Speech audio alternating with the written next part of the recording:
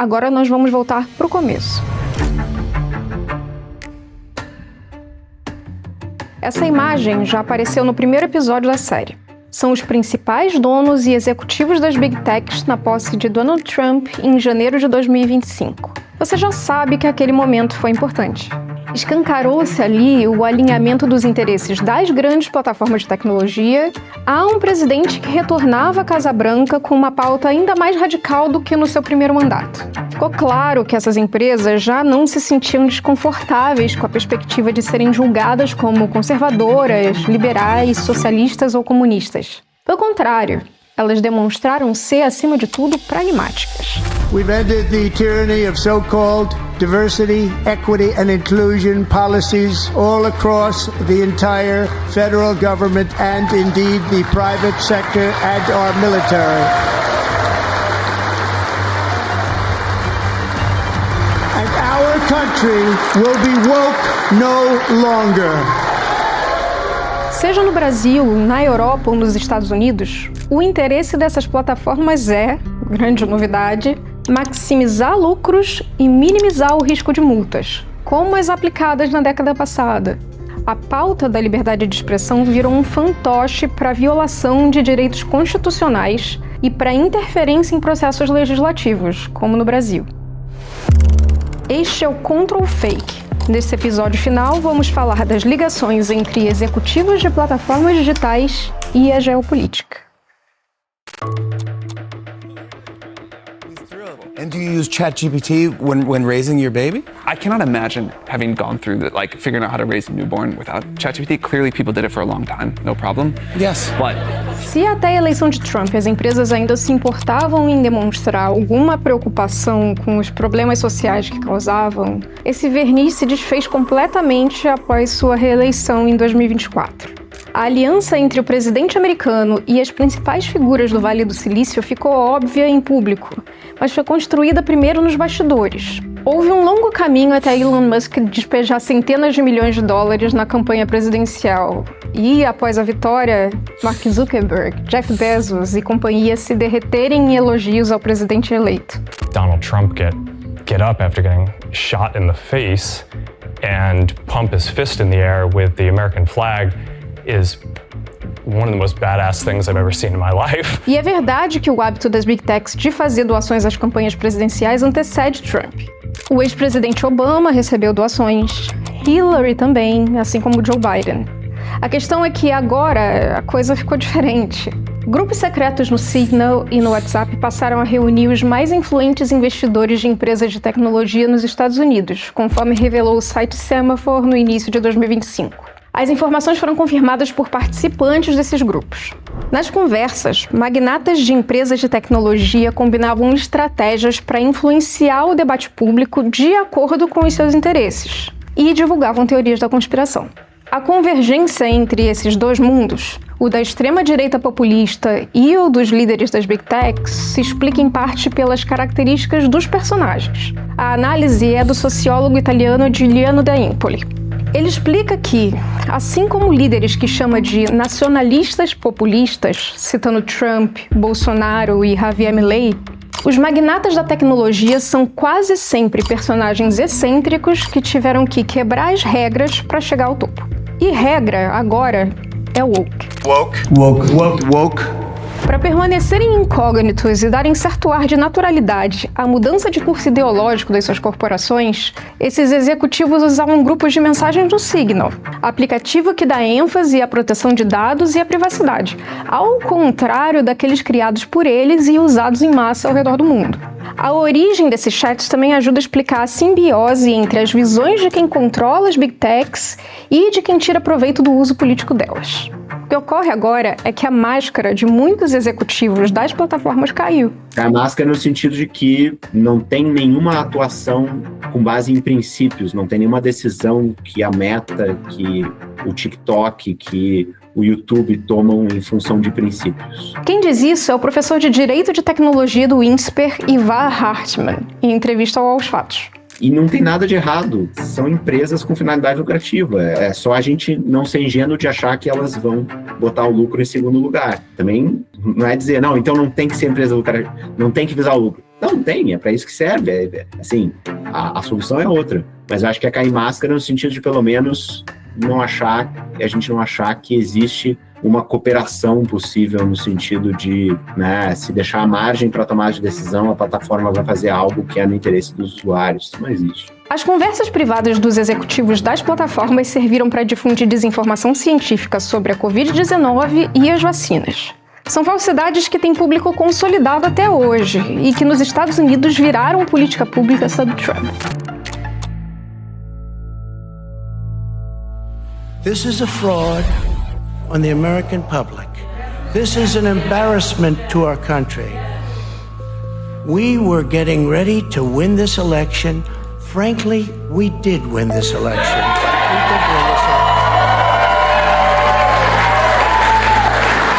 So our goal now is to ensure the integrity for the good of this nation. This is a very big moment. This is a major fraud in our nation. Se no primeiro mandato as mentiras de Trump foram frequentemente tratadas como mera distração midiática, a tal da cortina de fumaça, agora a grande ficha parece estar caindo. Não para todos, e o grande problema segue sendo a normalização da mentira. Mas a reeleição do republicano em 2024 transformou a desinformação em matéria-prima das políticas públicas do governo dos Estados Unidos. And by the way, I think I can say that there are certain groups of people that don't take vaccines and don't take any pills that have no autism. Does that tell you something? Muitas das decisões de Trump encontraram eco no Project 2025, documento elaborado pela fundação conservadora Heritage, que propõe medidas baseadas na distorção de conceitos como diversidade, mudança climática, saúde reprodutiva e, pasmem, ela mesma, A ideologia de gênero. Tanto que uma das primeiras ações de Trump ao tomar posse em janeiro de 2025 foi determinar que o governo só reconhecesse 2 gêneros, masculino e feminino, e 2 sexos, homem e mulher. And I signed an order making it the official policy of the United States government that there are only 2 genders, male and female. No que talvez seja a ofensiva mais agressiva do governo Trump, os Estados Unidos patrocinam ações violentas da ICE, sua agência de imigração e alfândega. Tudo isso baseado em desinformação e no fantasma sobre o qual falamos lá atrás, no primeiro episódio, o pânico moral. Um dos pilares da justificativa para operações amplas da ICE é a ideia mentirosa de que imigrantes são majoritariamente criminosos violentos. We're following a developing story. Thousands of people attended a vigil in Minneapolis overnight in memory of the 37-year-old woman, a U.S. citizen, who was shot and killed by a federal immigration agent in front of a crowd of protesters yesterday. Federal officials say it was self-defense, but the mayor described it as reckless and unnecessary. The killing has sparked protests around the country now, including in the Philadelphia area. Além disso, apenas nos 8 primeiros meses de governo, o presidente americano declarou emergência nacional 9 vezes. Convocou a Guarda Nacional para atuar em cidades governadas por opositores, processou empresas jornalísticas, universidades e escritórios de advocacia e demitiu funcionários públicos em massa. E é aí que entram num bar Trump, o tarifaço contra o Brasil, a família Bolsonaro, as plataformas digitais e a liberdade de expressão. Finally, we're going to work with President Trump to push back on governments around the world that are going after American companies and pushing to censor more. The US has the strongest constitutional protections for free expression in the world. Latin American countries have secret courts that can order companies to quietly take things down. Esse vídeo do Zuckerberg foi publicado em 7 de janeiro de 2025, antes mesmo de Trump tomar posse. Ele dava o tom sobre a ofensiva antirregulatória que as empresas de tecnologia articularam ao longo dos últimos anos, e que foi encampada pela campanha republicana. Nesse caso, o CEO da Meta serviu de porta-voz dos anseios de outros tantos executivos do setor que, sob o pretexto de defender a liberdade de expressão, queriam uma vida mais fácil na Comissão Federal de Comércio dos Estados Unidos e nas várias cortes ao redor do mundo.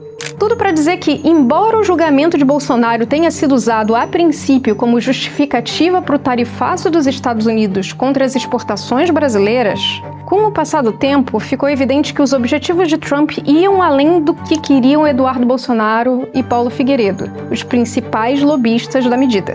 A retórica inicial de defesa da democracia ou de proteção a aliados políticos serviu apenas como um verniz para uma política comercial que, desde o primeiro mandato de Trump, tem sido guiada por um amplo projeto de protecionismo estratégico e de reindustrialização forçada dos Estados Unidos. E os interesses comerciais das grandes empresas de tecnologia entram nesse pacote.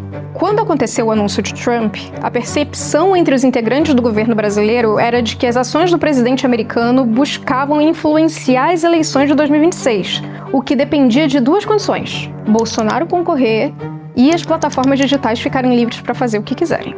Com o passar do tempo, porém, ficou claro que uma das coisas importava muito mais do que a outra.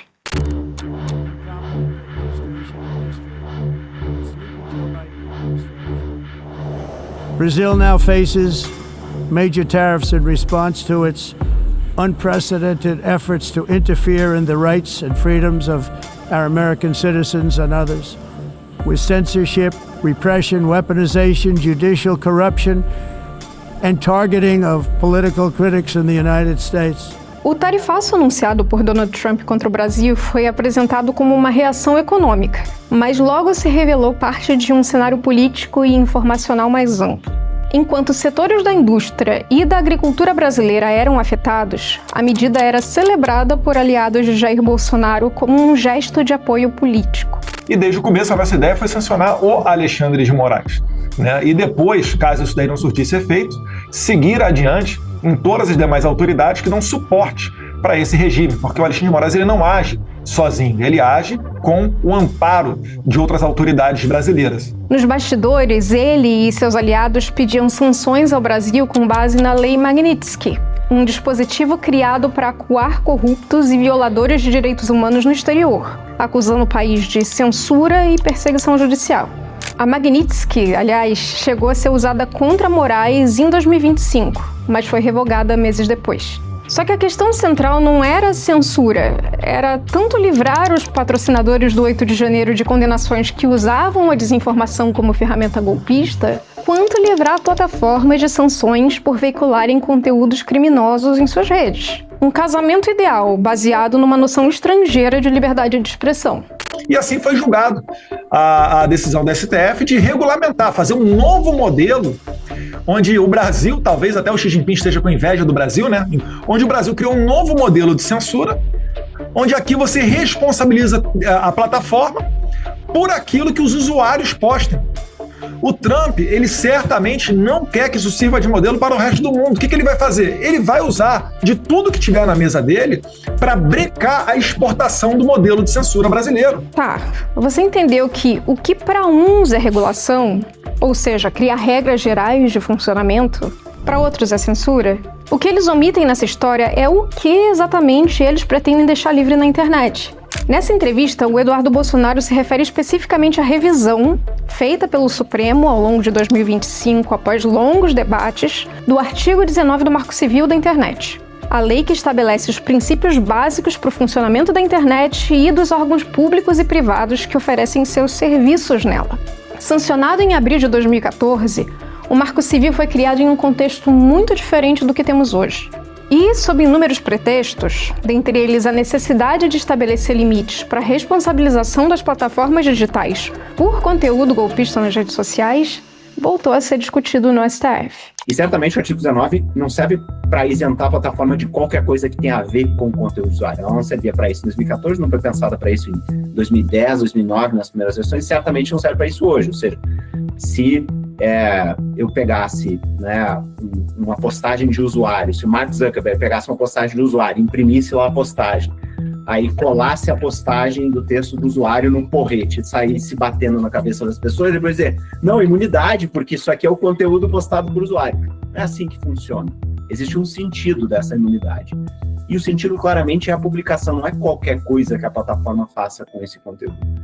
Só que a recomendação, ela não era um fator, ela não existia na época em que foi pensado e aprovado o artigo 19. Agora ela é um fator.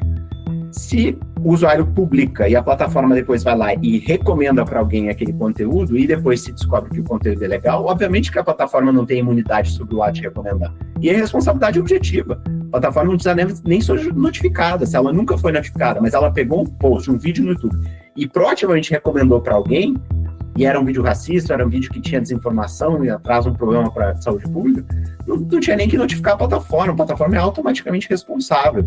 Isso já ia sem nenhuma legislação nova, só esse reconhecimento por parte do STF já iria ser um avanço em relação a melhorar a situação que nós temos hoje, gigantesco, absolutamente colossal. Só isso. Só essa diferença entre publicação e recomendação. Então, basicamente, o que temos aqui, o Supremo revisou a interpretação de um dispositivo de uma lei já existente, que o Congresso se recusou repetidamente a analisar. Não se trata da Câmara ter derrubado uma lei ou reprovado um projeto. Ele sequer chegou a ser colocado em pauta, porque não tinha força para ser aprovado. E porque, na encolha, deputados que se mostravam contra essa iniciativa também têm certo medo da liberdade restrita das redes afetar suas campanhas eleitorais na hora do vamos ver. Então, assim, não é que agora existe uma nova regulação. Na verdade, o que o judiciário fez foi deixar mais claro que, se determinado conteúdo for crime, de acordo com a legislação brasileira, a plataforma pode se tornar responsável. E eu digo pode, porque a gente sabe o que acontece na prática. Depois de afrouxar suas regras de moderação, a Meta deixou circular nas suas plataformas imagens que sexualizavam adolescentes, mesmo isso sendo contra a lei. O Aos Fatos teve acesso ao manual de moderação da Meta, que é entregue a quem faz esse tipo de serviço para a empresa. O manual orienta os profissionais a não vetar posts que reforçam estereótipos e preconceitos raciais, étnicos, religiosos e contra pessoas com deficiência. Contra a legislação brasileira. A chinesa ByteDance, dona do TikTok, também distribui vídeos com desinformação e discurso de ódio. Ao permitir, por exemplo, vídeos feitos com IA que promovem piadas estigmatizantes contra minorias, a plataforma também viola leis brasileiras que criminalizam discursos racistas e homofóbicos. O problema é que a defesa dos interesses econômicos dessas plataformas, sob a bandeira norte-americana, torna o restante do mundo um pouco pior também, permitindo que aquilo que surge em redes e aplicativos com moderação precária se espalhe por toda a internet e represente um desafio para as outras plataformas. Mas o que isso tudo tem a ver com o episódio do Tarifaço? Na verdade, foi durante esse episódio que ficou transparente essa relação simbiótica entre interesses econômicos estrangeiros e a adesão a pautas totalitárias locais para fazer valer esses interesses. Mas vamos lembrar só um instantinho como o Brasil se viu enredado nessa defesa fake de liberdade de expressão por parte do governo Trump. A tentativa de golpe de Estado que culminou nos ataques de 8 de janeiro de 2023 teve a desinformação como um dos seus principais pilares. Ela aparece no julgamento de Jair Bolsonaro, condenado pela primeira turma do Supremo Tribunal Federal pelos atos do 8 de janeiro, como um elemento central de planejamento e execução da trama golpista. De acordo com os ministros, a mentira deliberada foi usada para corroer a confiança pública nas instituições, mobilizar apoiadores e preparar o terreno psicológico para a violência. Durante o julgamento da trama golpista no STF, os ministros enfatizaram que a desinformação antecedeu os atos de violência, forneceu a narrativa legitimadora para os seus participantes e funcionou como cola ideológica da organização criminosa liderada por Jair Bolsonaro. O réu, Jair Messias Bolsonaro, deu sequência a essa estratégia golpista estruturada pela organização criminosa sob a sua liderança, para já colocar em dúvida o resultado das futuras eleições, sempre com a finalidade de obstruir o funcionamento da justiça eleitoral, atentar contra o poder judiciário e garantir a manutenção do seu grupo político no poder, independentemente dos resultados das eleições vindouras. A mentira foi usada como arma, planejada e amplificada por grupos organizados, as chamadas milícias digitais, e serviu de combustível para os ataques às sedes dos três poderes. Podemos acreditar nas urnas, se elas não podem ser auditadas, como diz a própria Polícia Federal. Eu tive muito mais votos do que os 57 milhões. E só fui eleito exatamente por causa disso. Então, mais um indício fortíssimo de fraude. Essa possibilidade que eu tenho falado aqui, não posso comprovar, não posso afirmar, de 12 milhões de votos, né, que havia sido acertado com os hackers por ocasião das eleições de 2018. Esse, então, é o indício mais forte da probabilidade de o sistema não ser seguro. O voto auditado para ter a certeza de que o povo votar vai ser eleito. Como está aí, a fraude está escancarada. E não vai ser só para presidente, não vai ser para governador, para senador. Fraude. Se o povo estiver comigo, nós vamos fazer com que a vontade popular seja cumprida. Algum de nós aqui, o nosso eminente decano, algum de nós permitiria e afirmaria que isso é liberdade de expressão e não crime? Agora, vem comigo no replay. Brazil now faces major tariffs in response to its unprecedented efforts to interfere in the rights and freedoms of our American citizens and others, with censorship, repression, weaponization, judicial corruption, and targeting of political critics in the United States. Esse foi o discurso de Trump na Assembleia Geral da ONU em 2025.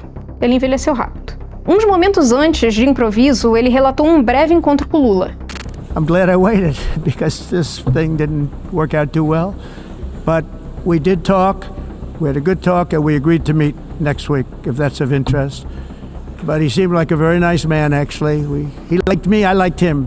Havia uma distância clara entre o texto preparado pela diplomacia americana e a boa vontade demonstrada pelo presidente dos Estados Unidos em relação a Lula. O gesto desmontou a narrativa de que Eduardo Bolsonaro exercia muita influência sobre Washington e que a liberdade de expressão de Jair Bolsonaro ou dos golpistas do 8 de janeiro tinha qualquer coisa a ver com tarifaço. Por Deus que está no céu, eu nunca serei preso. Dias depois, o Supremo condenou Jair Bolsonaro. O conflito entre o Brasil e os Estados Unidos diminuiu em intensidade após uma série de decisões do governo Trump revogarem várias das tarifas impostas contra o Brasil. Ao mesmo tempo, por aqui, o governo Lula limitava a pauta de regulação das plataformas ao aumento da responsabilização das empresas de tecnologia pelo conteúdo que violava direitos das crianças e dos adolescentes. Algo que na teoria já existia, mas, como sempre, na prática...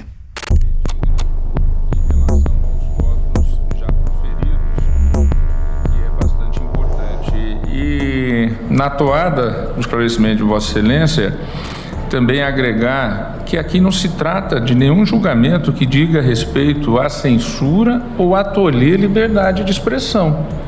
O que nós estamos aqui a discutir, no meu caso, é se o artigo 19, que estabelece que a responsabilização por dano só surge se houver um descumprimento de decisão judicial, é compatível com a Constituição ou não. Simples assim.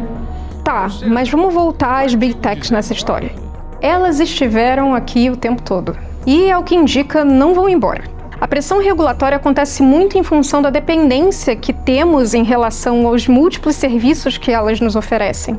TV, relógio, todas as nossas formas de interação estão atravessadas pela internet hoje. A lâmpada está conectada, né? E a TV agora, você pode, né, cada vez mais interagir pela TV, também pela internet. Então, quando a gente não tem essas exigências regulatórias, seja na estrutura das empresas, né? O Google é uma empresa de navegação, é uma empresa que faz a busca, é uma empresa que faz videochamada, é uma empresa que, enfim, tem o nosso e-mail. Então, tem essas concentrações que não são afetadas de forma relevante até hoje no mundo, né? A gente tem algumas questões na Europa e nos Estados Unidos, mas nada muito drástico aconteceu. No fim, como explicitou o Paulo Renan nessa entrevista ao Aos Fatos, a regulação é uma questão que não só tangencia a ideia de soberania nacional, por meio, por exemplo, da segurança de dados. É também uma discussão sobre quem tem a capacidade de inovar e o que é, na verdade, inovação. Quando a gente fala que você não pode vender um produto fora da data do vencimento, quando a gente fala que você, né, tem que ter certos requisitos de qualidade na produção dos alimentos, isso limita a inovação, isso limita o desenvolvimento e o crescimento econômico. Mas aí tem priorizações de saúde, tem priorizações para a economia pública, né? Então é uma questão de quais são os princípios que a gente quer ver atendidos. O Brasil é muito estratégico para essas empresas, de modo que se por um lado estamos em um país muito grande para que essas plataformas e seus estados-nação nos ignorem, qualquer impacto regulatório também gera impacto significativo no seu faturamento. Isso ficou ainda mais evidente com a abertura de uma investigação comercial pelos Estados Unidos, citando supostos ataques do Brasil contra empresas no âmbito digital. Um dos pontos levantados foi o Pix, que, segundo a denúncia, representaria concorrência desleal contra empresas de pagamento americanas, ramo em que as gigantes do Vale do Silício ganharam mercado nos últimos anos. A manifestação foi endossada pela Associação da Indústria de Computadores e Comunicações, que representa as principais empresas de tecnologia dos Estados Unidos, como a Amazon, a Apple, o Google e a Meta. Um exemplo de como o Pix atrapalha as Big Techs ocorreu com o lançamento do WhatsApp Pay no Brasil, em junho de 2020. O Banco Central determinou a suspensão dias após a Meta disponibilizar o sistema de pagamentos, sob o argumento de que não houve análise prévia e que poderia causar dano irreparável. O lançamento do Pix, que foi desenvolvido pelo Banco Central, estava previsto para 5 meses depois. Após a suspensão do WhatsApp Pay, o Banco Central publicou o regulamento do Pix em agosto e começou o cadastramento das chaves Pix para o público geral em outubro de 2020. E aí só liberou o WhatsApp Pay a partir de novembro daquele ano, ainda assim de forma progressiva. Ou seja, desde o início, o Pix é uma pedra no sapato das Big Techs. E é uma tecnologia nacional independente dos sistemas de pagamentos estrangeiros. Um caso claro de inovação e soberania nacional. Vai limitar regras, eles vão embora? Não vão embora. Eles têm uma aposta de longo prazo de terem chegado nesse mercado e eles vão continuar aqui. Mas, na minha visão, é muito limitado esse argumento do quem está aqui vai embora. Né?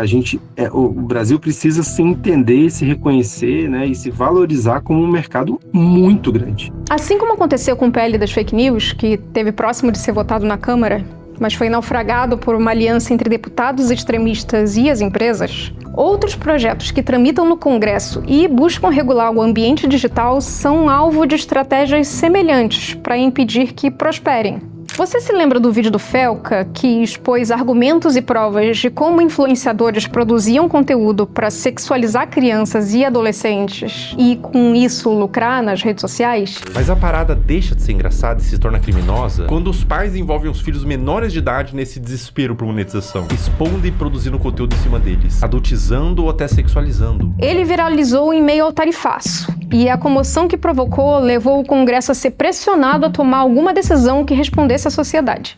Só assim foi possível a aprovação do projeto que ficou conhecido como ECA Digital, que tramitava desde 2022 em meio à atuação contrária das Big Techs. O projeto prevê a remoção imediata de conteúdos relacionados ao abuso ou à exploração infantil.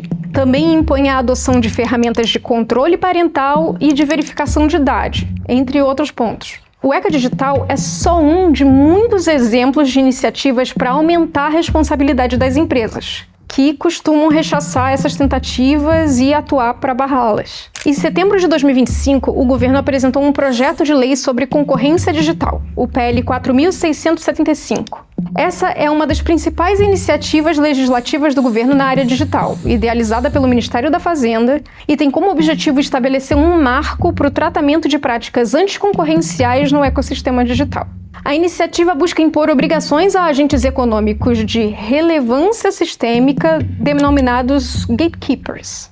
Os critérios estabelecidos no projeto são semelhantes aos adotados pelo Digital Markets Act da União Europeia, que levam em conta não só a importância econômica das empresas, mas também a posição que elas ocupam entre consumidores e outras empresas menores. Isso significa que, além das principais empresas americanas, também teriam mais responsabilidades empresas chinesas, como o TikTok, e gigantes de tecnologias regionais, como o iFood e o Mercado Livre. Tudo isso sem falar no projeto mais relevante, o PL 2338, para regular o desenvolvimento e aplicação de inteligência artificial.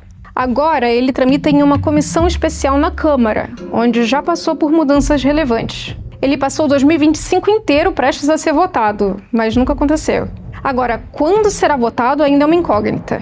Difícil dizer se agora, enquanto você está assistindo a esse episódio, essa novela já vai ter acabado. E assim, o objetivo das empresas vai se cumprindo aos poucos. Nenhuma regulação entra em vigor. Esse cenário de tentativas de avanço da regulação digital no Brasil ocorre no momento em que, com o Trump, os Estados Unidos passaram a emperrar a agenda digital no G20, bloqueando declarações ministeriais sobre economia digital e inteligência artificial. O governo americano já deu sinais de que continuará a se empenhar em travar a agenda regulatória digital. Ao mesmo tempo, o governo dos Estados Unidos já mostrou que não pretende medir esforços para defender os interesses das suas empresas de tecnologia pelo mundo. A Intel fechou um acordo para o governo dos Estados Unidos ser dono de 10% da empresa em troca de subsídios e outros benefícios fiscais, além de facilidades para fechar acordos sobre chips e minerais raros. A Nvidia, empresa com o maior valor de mercado do mundo, já declarou que tem a intenção de reindustrializar os Estados Unidos construindo chips para inteligência artificial e data centers, estruturas fundamentais para o futuro da IA. O TikTok, após 5 anos de ameaças de fechar nos Estados Unidos, concordou em vender sua operação no país a controladores americanos, com a bênção do Partido Comunista Chinês. No fim de julho de 2025, quando o governo dos Estados Unidos não dava nenhum sinal de que iria negociar com o Brasil, Lula rechaçou a possibilidade de incluir minerais raros nas negociações, sempre com o discurso da soberania nacional. Nós temos todos os minerais ricos que vocês querem para proteger e aqui ninguém põe a mão. Esse país é do povo brasileiro. Depois o discurso mudou. O assunto que quiser ser discutido e colocar na mesa, nós vamos discutir. Se for relação comercial, se for a relação com a China, a relação com a Venezuela, então não tem tema proibido comigo. Se quiser discutir a questão de minerais críticos, de terras raras, sabe, quiser discutir etanol, se quiser discutir açúcar, não tem problema. Eu sou a metamorfose ambulante na mesa de negociação. Sabe, coloque o que quiser, que eu estou disposto a discutir todo e qualquer assunto. É assim que eu aprendi a negociar. Naquele momento, a China havia proibido a venda desses minerais aos Estados Unidos. E as principais interessadas são empresas de tecnologia, que usam esses insumos para produzir baterias. O Brasil, que tem a segunda maior reserva do mundo, logo se apresentou como uma possibilidade.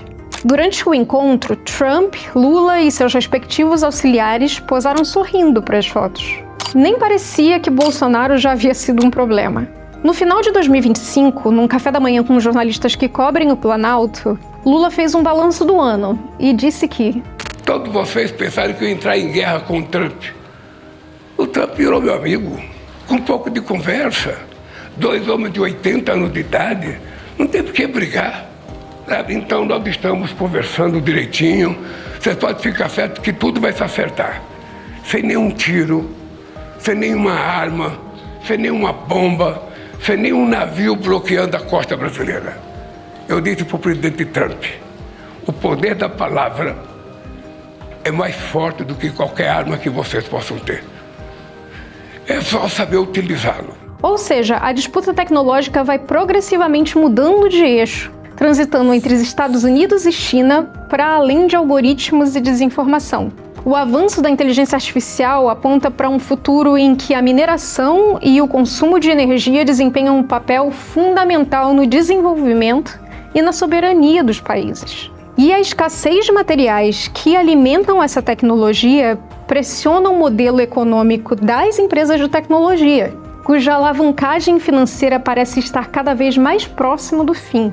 A gente está num cenário mundial de debate pela regulamentação das plataformas. É importante ver que essas dificuldades não são só do Brasil, né? Ninguém no mundo resolveu essas questões. Não tem um modelo, não tem um gabarito, né? Então tá todo mundo tateando. E aí acho que nesse cenário vale muito a pena o Brasil tentar se colocar como uma vanguarda em favor da proteção de direitos humanos, em favor da proteção de um equilíbrio, né, de poderes, para o mercado não ficar muito concentrado e nem para o mercado sobrepujar o interesse público, né? Acho que se a gente assumir esse papel de uma regulação que vai proteger e promover direitos humanos, a gente vai estar no caminho certo. E eu acredito plenamente que o capitalismo corre atrás e dá um jeito de continuar ganhando dinheiro em qualquer que seja o cenário.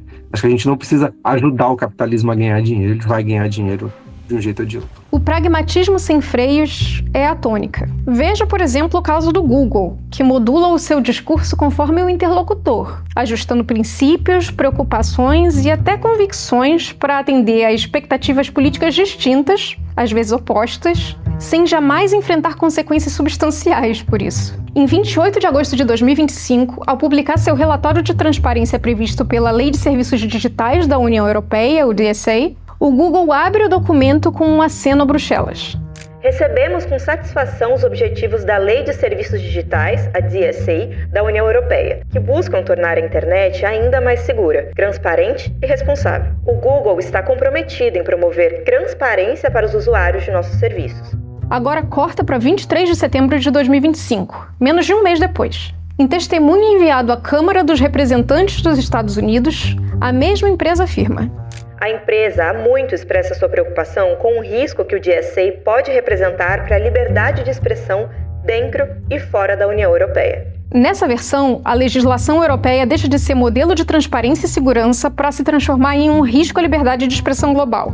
A tônica muda completamente. O DSA deixa de ser acolhido como avanço democrático e passa a ser descrito como uma ameaça potencial, uma ingerência regulatória custosa e com impactos extraterritoriais preocupantes. Exatamente o tipo de narrativa que agrada a legisladores americanos que há anos acusam a União Europeia de distorcer o mercado para prejudicar empresas dos Estados Unidos.